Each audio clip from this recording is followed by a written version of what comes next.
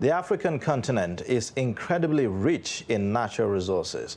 It has 12% of natural gas and oil reserves of the world, yet untapped and largely unexploited hydroelectric power. It is home to vast gold, platinum, uranium, cobalt, and diamond reserves. Currently, only 10% of Africa's arable land is being cultivated, yet it holds around 60% of the world's cultivatable land. Africa also has the advantage of a large and relatively cheap labor force, mostly youth between the age of 20 and 30. Yet the African continent continues to grapple with the challenges of huge infrastructure deficits and lack of basic amenities. Complicating this further is the rise of insurgents due to proliferation of arms into the hands of non-state actors, making Africa a high-risk location for investment. How can governments and entrepreneurs and investors navigate the troubled waters? This will be the issue in focus today. I am Ayuba Ilya. Thank you for joining.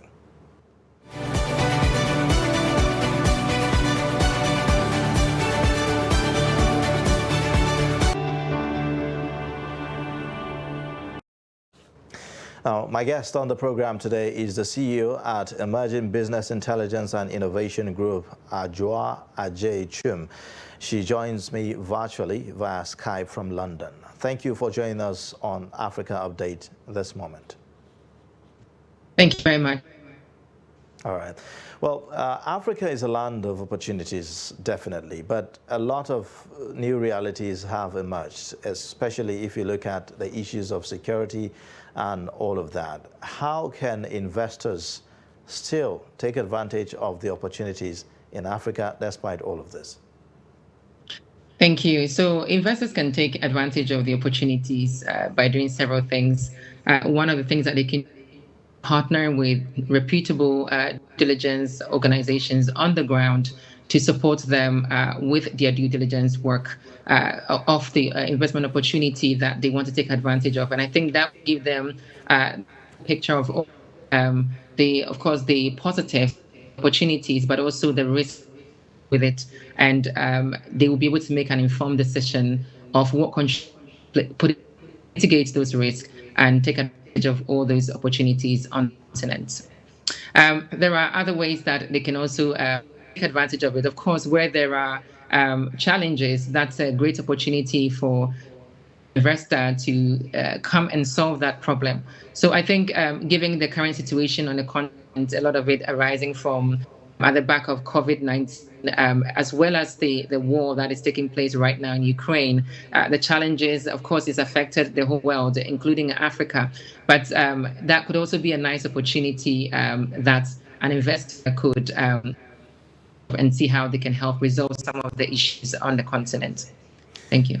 Now, how possible is it really to translate some of these challenges into opportunities? A lot of, infrastructural gaps, on the continent. If you take a look at the issue of power, it's a huge challenge, here. So, in terms of, infrastructural deficit, is that an opportunity in itself? It is an opportunity. So, of course, like you mentioned about power, etc. But there are some countries on the continent of Africa that are stronger in producing certain types of and services compared to others. So this is a real opportunity for the AFCFTA to work, because then the countries that are strong in one can then supply those products across the continent and vice versa. So I think it is a real opportunity, and I repeat again, like I said last time, it's a great opportunity for the African Continental Free Trade Area to work. Mm-hmm. Now, if you look at the Africa Continental Free Trade, agreement, it appears that some African countries are reluctant about, the implementation, of that agreement. Yes, a lot of countries have signed up to that, but in terms of implementation, it looks like we have some kind of setback. Perhaps maybe because of fears that maybe local manufacturers, and local content will suffer. Of course, countries have to be ready to be able to, take advantage of the AFCFTA fully. So in that regard, why do you think that there's this laxity on on the part of some African countries? I would say that the bulk of African countries have signed up. So there is, I believe that it's just a very handful of companies that haven't. But these things take time. If you look at other free trade zones in the world, it's taking years to get to where they are. So time, I think that for the fact that the majority of the countries on the African continent signed up, positive step in terms of the continent of Africa moving to the next stage of growth. I think it's a very, very positive step. We've also seen the Pan-African payment and settlement system, which was actually launched this year, which is a big breakthrough for the African continent, meaning that actions from where countries or companies are trading across the continent, they will they don't have to go via the US dollar route where they have to buy the dollar and transact, but they can actually transact in their local currency and make payment to another business in another African country. So we are on the path to going for the continent of Africa. It's all very positive from where I sit. Now, I mean, as tragic as the conflict between Russia and Ukraine is, it presents African countries, certain opportunities as well. So how can African countries make the most of, the current situation between, Russia and Ukraine, especially if you look at the issues of the production of oil and gas, and also agriculturally, there are certain crops like wheat, is one of the major things that is being produced over there. So how best can African continent make the most of this? Thank you. So Riley said, of course, there are challenges come as a result of the Ukraine-Russia war. Of course, we've seen the rising fuel cost, which is driving up the cost of transportation,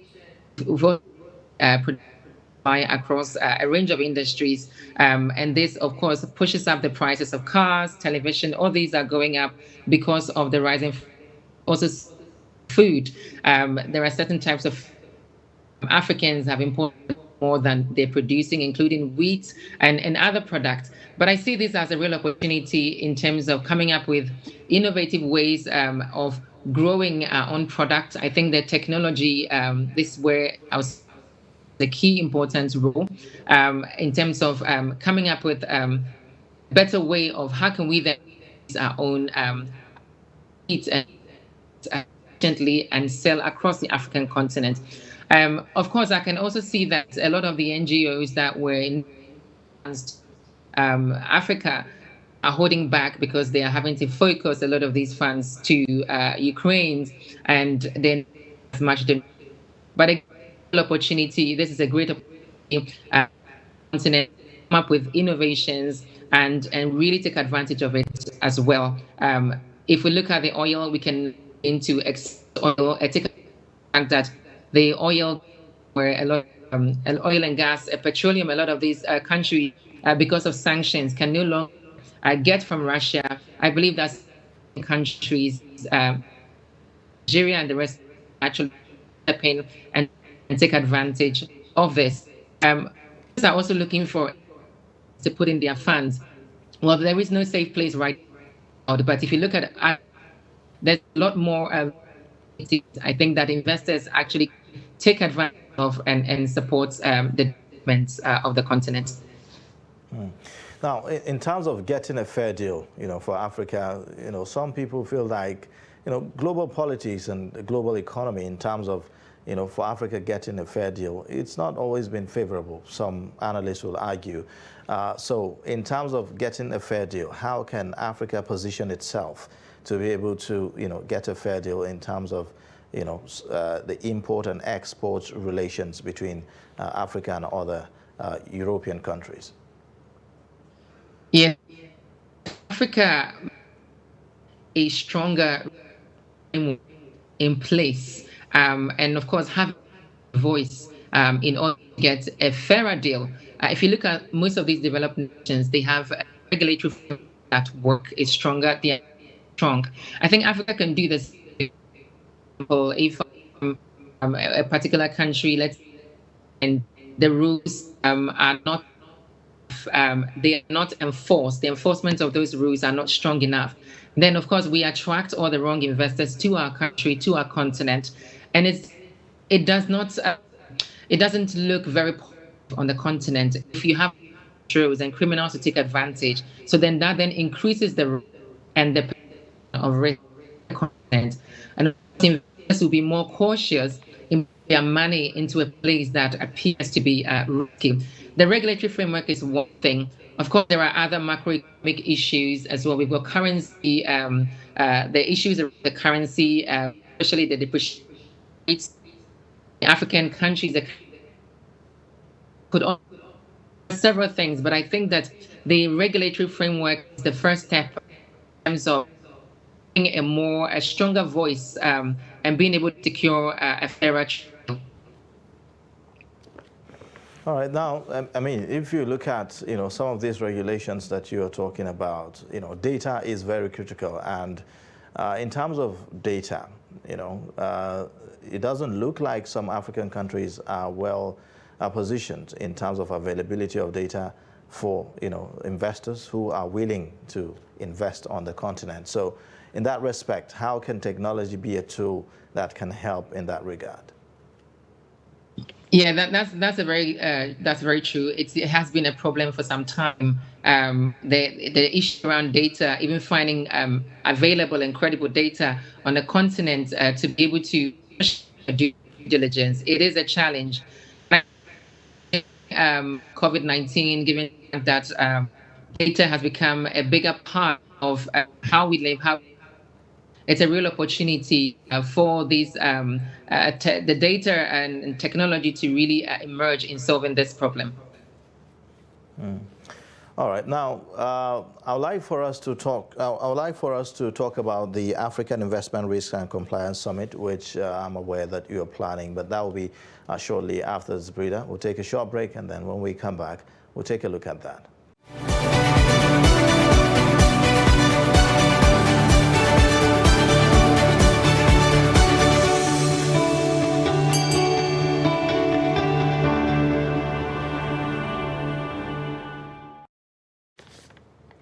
All right, thank you for staying here watching Africa Update. And I am speaking with the CEO at Emerging Business Intelligence and Innovation Group, Adjoa Njeachum, and she joins us virtually from London.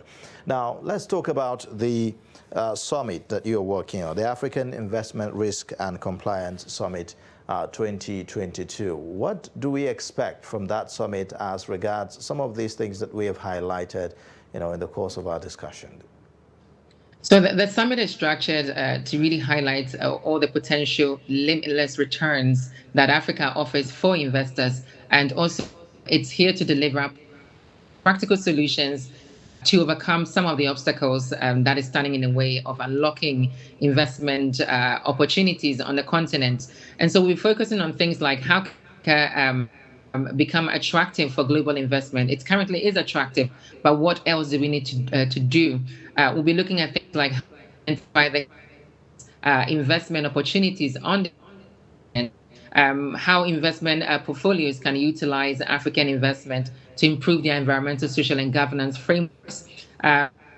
Big focus around the key technology shapers on the African continent. What are the strategic partnerships that are required? The rates of these technologies, and there will also be a focus around the whole large group of diasporas in the West, in Europe, in America, in Asia. So, what role can the diaspora play? The diaspora we're very excited because this year we'll be joined in London by His Excellency the Cyril, President of Ghana, will be joining us. The UK, some of the ministers in the UK will be joining us. We've also got the African Continental Free Trade Secretary General. He's coming, the African Union Commissioner for Energy and Infrastructure.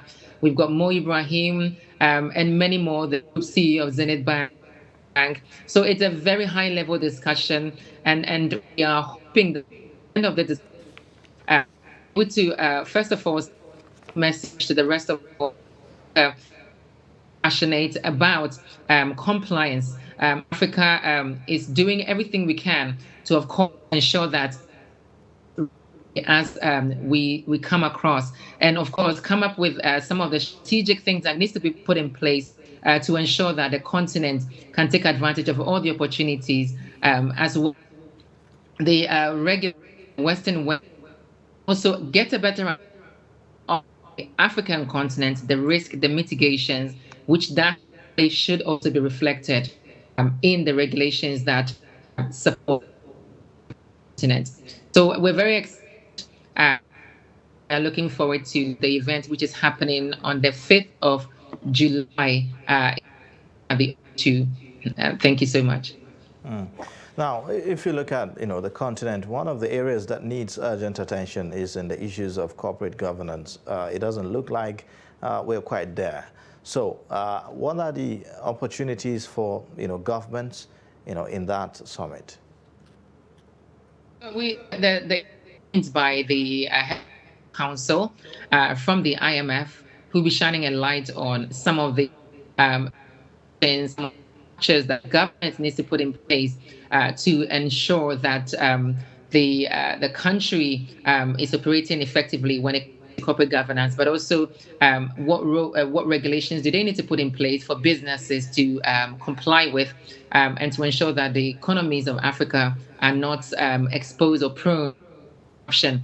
So that will be a discussion from there. We are the Oxford University Vice Chancellor will be joining us as well, sharing some light. That's another area of focus for her, sharing some light on that. There will be people on that platform, especially that panel.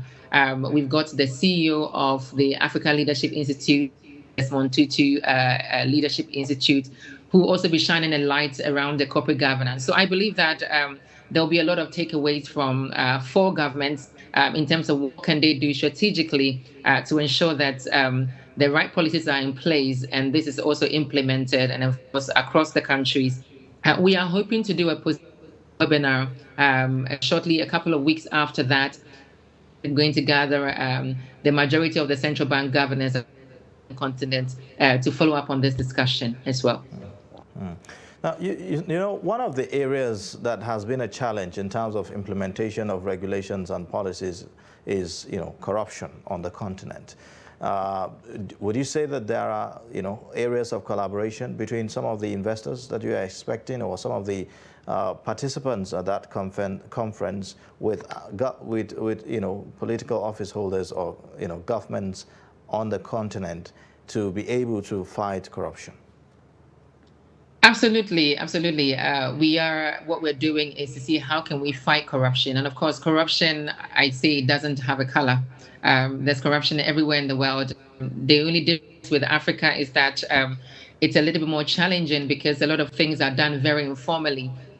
For example, the difference between giving a tip and bribery is a very fine line. In America, if you give a tip, it's recorded, while in Africa, someone wants you to do something, they expect you to pay them, but none of these are recorded. And of course, taxes are not paid on it. So it's really how can we fight corruption, and what systems and controls is put in place to ensure that the countries are operating at a rate where corruption is detected, we can actually easily detect corruption and fight the corruption. Currently, it's very difficult to detect it. That can be fought, and what I mean is where the rules are not very clear cut and it's not working. And I'm not saying it's not working across the African continent, but there are times where, when it comes to those, it is difficult to. A lot of the rules are very gray lines. They're having the right structures in place will be very, very key, and this is one of the things that we seek to address. So I think what we are also seeking to address is sending a positive and helping to also change the perception of Africa, because where we look at the continent of Africa as continent, I think that could be a wrong perception. Not everything or not everyone on that continent is corrupt. It's really finding ways of corrupt people, but also those who are doing all the right things, business, and not be impacted by reputational damage because of a few individuals. All right, closely, tied to that is the issue of trust. We African continent and governments need to earn the trust of foreign investors. So if you look at, say, the Corruption Perception Index, a lot of African countries they are doing so poorly. So to what extent, does this affect, the trust deficits that seem to be between, potential investors and, the African countries? Yes, you are around trust, and that is at a government level, at a business level. But an issue, I would say, for Africa alone, I think with every organization, if you're dealing with clients, they want to be able to and trust. Because with Africa, it had there's several issues that we already are aware that it's happening on the ground.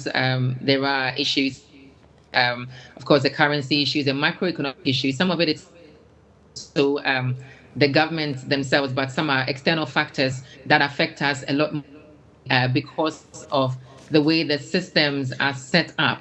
And so that's one thing. But there are other issues that I would say that it's not so much in the hands of the government or the individuals.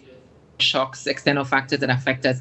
If you look at the Ukraine war, Africa has been impacted heavily, and Africa is the continent is so far away from Ukraine compared to other countries. Of course, the trust needs to be built, but there are a lot of things that are also factors. And if we're looking at Corruption Perception Index, I encourage that Africans should also come up with structures whereby they will also have a way of providing another index from an Africa's viewpoint. A lot of the corruption index, of course, a lot of these guys may not necessarily be African, and so they look at differences of a structured society, and so that everything then appears a lot more. But said that yes, it is real on the African continent. It is real, and it is real in other nations as well. And so the trust needs to be developed. It needs to be at the forefront, and that's why we're having the conversation around ESG, the environmental, social, and governance. That for those within the continent, how can we better build those structures in place? But also externally, those investors that are coming in. Once we have these structures in place, we can only attract the best of the investors and not the corrupt investors as well to come. Now, in attracting investors to the African continent, Africans in diaspora are very, very key in changing the narrative about, African continent. Some Africans in diaspora are not doing so well in terms of, giving that, positive image of the African continent. So how important is their role, and how can they be involved with all of this? Thank you. So the diaspora, of course, there are some diasporas who may not necessarily be giving the best impression of the African continent, but there are a lot of incredible diasporas. I mean, I studied at the University of Oxford, and we had over 400 at Oxford. Same with Cambridge and other great places. And if you look at even the Africans, I think it's really about we come together as a diaspora and see how we can contribute our skill set is either mentorship programs or even some relocating to the continent. How can we then better serve our continent using the skill set, the experience, the education that we have to support the African continent? Also with the diaspora, there are a lot of diasporas that we cross who would love to invest on the African continent, but they don't know how. And also they don't have, most may not speak the language, some don't know what to do. So I think it's really about the structures that are being built on the African continent in the different countries, about how the diasporas can be integrated, needs to be shared diaspora here, and see how the diasporas here can partner with organizations on the African continent to share our skill set and experiences to better support the development of the continent. All right. So by way of rounding up, what are the key sectors that you would recommend that investors look out for on the African continent, to invest, the most sectors that present the best of opportunities for, potential investors? So, I mean, currently we can see the nice trend with investors moving to the technology space. That's where the future is, and of emerging technologies that are to the African continent. But also, I would say the infrastructure. We see that the transportation across the different African countries is still it's a big challenge, and that's what has hindered a lot of exporting trade across the African continent. So I think that is another great opportunity for investors to contribute to the infrastructural development of the African continent. And lastly, I would say we also have the healthcare. Coronavirus has taught us that it's one big area that we cannot ignore, and Africa is no different. So there's a great opportunity there for investors to focus on. Thank you so very much. All right. Well, thank you so much. We'll end it at this point. Thank you for joining us on African Update at this moment to give us all of these perspectives. We look forward to the African Investment Risk and Compliance Summit 2022. Thank you so much for having me. Thank you. Yeah. Bye. Well, we'll be speaking with the CEO, Emerging Business Intelligence and Innovation Group, Ajao Ajay Chum, and she has been talking to us about how best Africa can position itself to attract the best of investments. And that brings us to the end of Africa Update. Connect with us via our social media platforms, and also you can subscribe to our YouTube channel to watch more. I am Ayuba Ilia. Thank you for watching. Bye for now.